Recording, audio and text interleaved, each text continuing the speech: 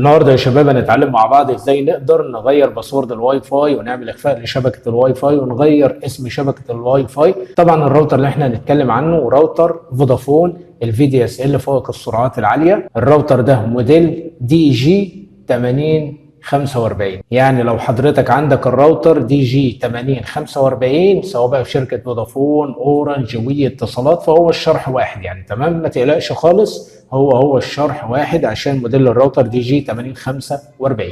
طيب سواء بقى هتعمل مع الخطوات دي من خلال الموبايل بتاعك او من خلال الكمبيوتر فمفيش اي مشكله، هو الشرح واحد وهي السيستم والصفحه واحد، مفيش اختلاف فيها خالص تمام.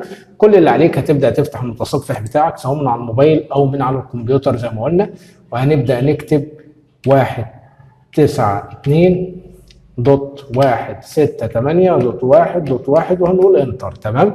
صفحه الراوتر هتفتح معانا بالشكل ده يا شباب. هنا بيطلب مني يوزر نيم وباسورد. اليوزر نيم والباسورد اجيبهم منين؟ كل اللي عليك هتمسك الراوتر بتاعك وتقلبه في الظهر، هتلاقي حاجه اسمها يوزر نيم وباسورد. انا بالنسبه لي اليوزر نيم بتاعي يكون فودافون والباسورد يكون كل الحروف كابيتال. هنكتبهم ونرجع لكم تاني.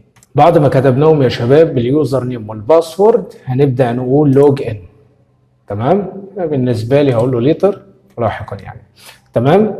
طيب هيبدا يظهر معايا بالشكل ده. كل اللي عليك هتبدا تختار هوم نيتورك، اللي هو ده هوم نيتورك، هنضغط عليها.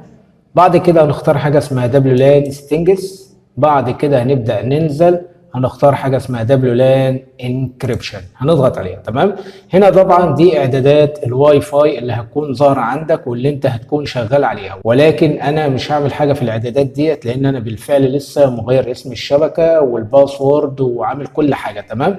فانا مش هشرح الشبكه ديت لان انا عايز اشرح الشرح عملي، مش هينفع اشرح كده. يعني انا لو هشرح كده اقول لك SSID ده اسم الشبكه، وبعد كده بتختار تكتب الباسورد، بعد كده بتعمل اخفاء للشبكه، ولكن احنا هنشرح واحده واحده.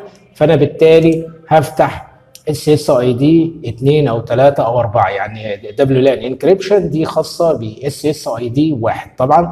طيب احنا عايزين بقى نفتح SSID 2 او 3 او 4، وبالنسبه للناس اللي بتسال عايزه تفتح شبكتين على نفس الراوتر يعني SSID 1 مع SSID 2 مع 3 مع 4، تقدر تفتح كمان الاربع شبكات فما فيش مشكله تمام.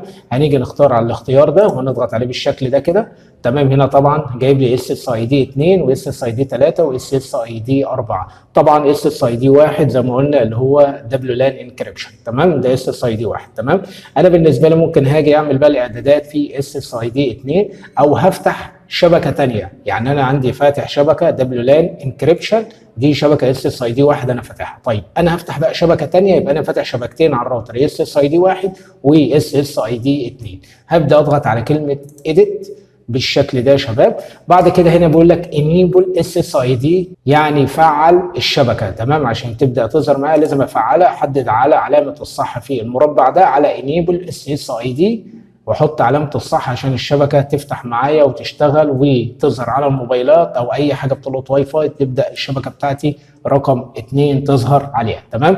هنا طبعا بيقول لك SSID تمام. هنا بيقول لك اسم الشبكه SSID داش 2 يعني SSID شرطه 2 تمام. انا ممكن اخلي SSID ديت مثلا بدل ما تظهر في اسم الشبكه كده ممكن اخليها تظهر مثلا وليكن هنقول علي تمام. مثلا خلينا نكتبها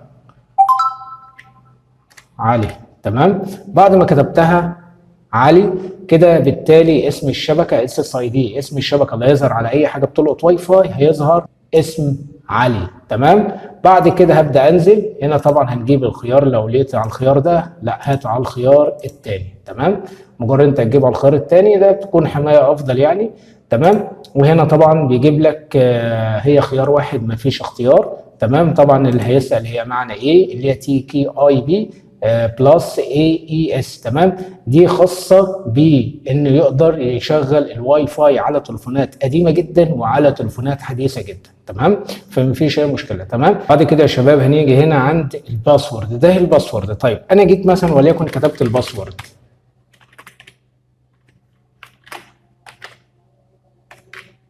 انا كتبت الباسورد بتاعي تمام، انا مش عارف انا كتبت الباسورد ايه، كتبت واحد زياده، عفوا كتبت رقم زياده، كتبت رقم ناقص، فانا عايز اعرف انا كتبت الباسورد بتاعي ايه. فانا كده انا مش عارف. طب اعرف ازاي؟ كل اللي عليك هتيجي عند حاجه اسمها شو باسورد. اهي شو باسورد على المربع ده، مجرد انت تضغط عليه عفوا الصفحه خرجت مني عشان هو بيديني تقريبا دقيقه اقدر اعمل فيها الاعدادات. لو ما لحقتش اعمل الاعدادات في دقيقه فبيبدا يخرج. هندخل تاني ونرجع لكم مع بعض.